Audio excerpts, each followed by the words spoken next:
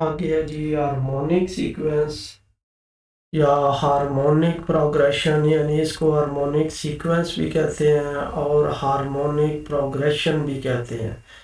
A series of numbers is said to be an harmonic sequence if the reciprocals of all the terms of the sequence form an arithmetic sequence। यानी कि एक ऐसे number का sequence दिया हुआ हो जिसमें हर नंबर का रेसिप्रोकल करते जाएं, तो जब रेसिप्रोकल करने के बाद जो सीक्वेंस बने वो अगर अरिथमेटिक सीक्वेंस बने, यानी कुछ खास एक पार्टिकुलर नंबर उसमें ऐड हो के अगली टर्म्स आ रही हो, तो फिर हम जो गिवन सीक्वेंस है उसको कहते हैं हार्मोनिक सीक्वेंस। अब एग्जांपल्स देखें। Find the nth and 8th terms of harmonic progression. इसकी यानी nth और 8th टर्म कैलकुलेट करनी है। nth और 8th टर्म कैलकुलेट करने के लिए हमें क्या करना पड़ेगा, हमें बैक जाना पड़ेगा। बैक कैसे जाना पड़ेगा, तो हमें पता है कि ये जो हार्मोनिक सीक्वेंस है इसके रेसिप्रोकल टर्म्स की करते जाए तो वो अरिथमेटिक सीक्वेंस बन जाता है। तो इसके पहले टर्म्स का रेसिप्रोकल करेंगे तो रेसिप्रोकल ऑफ द टर्म्स क्या होगा, 2 आ जाएगा, 5 आ जाएगा और 8 आ जाएगा। यानी रेसिप्रोकल कर देंगे, न्यूमरेटर डिनोमिनेटर को एक्सचेंज कर देंगे।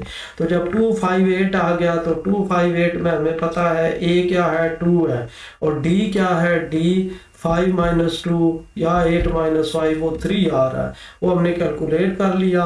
अब ए एन लिख देंगे। ए एन किसके इक्वल होगा, A N is equal to A plus N minus 1 into D, arithmetic progression वाला फार्मूला। तो उसे ए एन जो भी आ रही है, फिर उसके बाद हम ए 8 कर लेंगे, तो एन की जगह पे 8 पुट करेंगे तो हमारे पास कोई टर्म आ जाएगी पार्टिकुलर। जब उसका रेसिप्रोकल करेंगे तो वो हमारे पास हार्मोनिक प्रोग्रेशन की वो 8th टर्म आ जाएगी।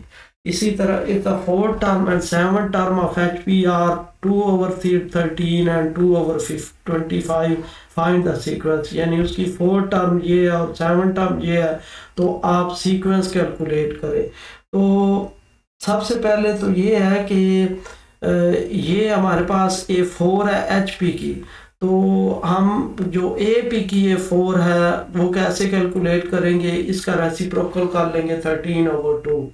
इसी तरह इसका रेसिप्रोकल कर देंगे 25/2, तो वो 7 टर्म आ जाएगी AP की अरिथमेटिक प्रोग्रेशन की। तो हम लिखेंगे कि first 4th term of AP is A4 किसके इक्वल हो जाएगा, 13/2, और 7th term of AP is 25/2।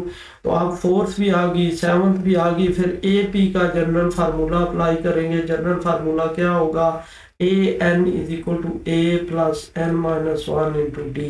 वो फार्मूला अप्लाई करके तो हम उसमें A4 लिख देंगे, तो A4 से हमारे पास एक इक्वेशन आ जाएगी, फिर उसके बाद A7 आ जाएगी, A7 से इक्वेशन आ जाएगी, और फिर उसके बाद A भी आ जाएगा और D भी आ जाएगा। तो जब A और D दोनों आ जाएंगे तो फिर उस सीक्वेंस को हम लिख देंगे, अरिथमेटिक सीक्वेंस को या अरिथमेटिक प्रोग्रेशन को कंप्लीटली। जब हम अरिथमेटिक प्रोग्रेशन को लिख लेंगे तो फिर उन्हीं टर्म्स का हम रेसिप्रोकल कर लेंगे, तो वो हमारे पास हार्मोनिक प्रोग्रेशन आ जाएगा।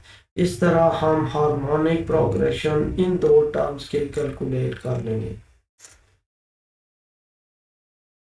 अब इन सारे क्वेश्चन में अगर आप देखें तो इसका मतलब ये है कि 2 चीज़ें हमें चाहिए होती हैं। एक फर्स्ट टर्म, अब अरिथमेटिक सीक्वेंस में अगर आप देखें तो हमें 2 चीज़ें चाहिए होती हैं। क्या, एक फर्स्ट टर्म और एक कॉमन डिफरेंस, तो हम उनको सॉल्व कर सकते हैं। तो ये दोनों चीज़ें या तो डायरेक्टली गिवन हो सकती हैं या कोई 2 टर्म्स दी हुई हों तो उससे हम कैलकुलेट कर लेते हैं। इसी तरह जो ज्योमेट्रिक सीक्वेंस है या ज्योमेट्रिक प्रोग्रेशन है, इसके लिए भी 2 टर्म चाहिए होती है। कौन सी, एक फर्स्ट टर्म और एक कॉमन रेशो। तो वो दोनों या तो डायरेक्टली गिवन होंगी और या 2 कोई सीक्वेंस गिवन, सीक्वेंस की टर्म्स गिवन हों, उधर से हम उनको सॉल्व करके कैलकुलेट कर सकते हैं।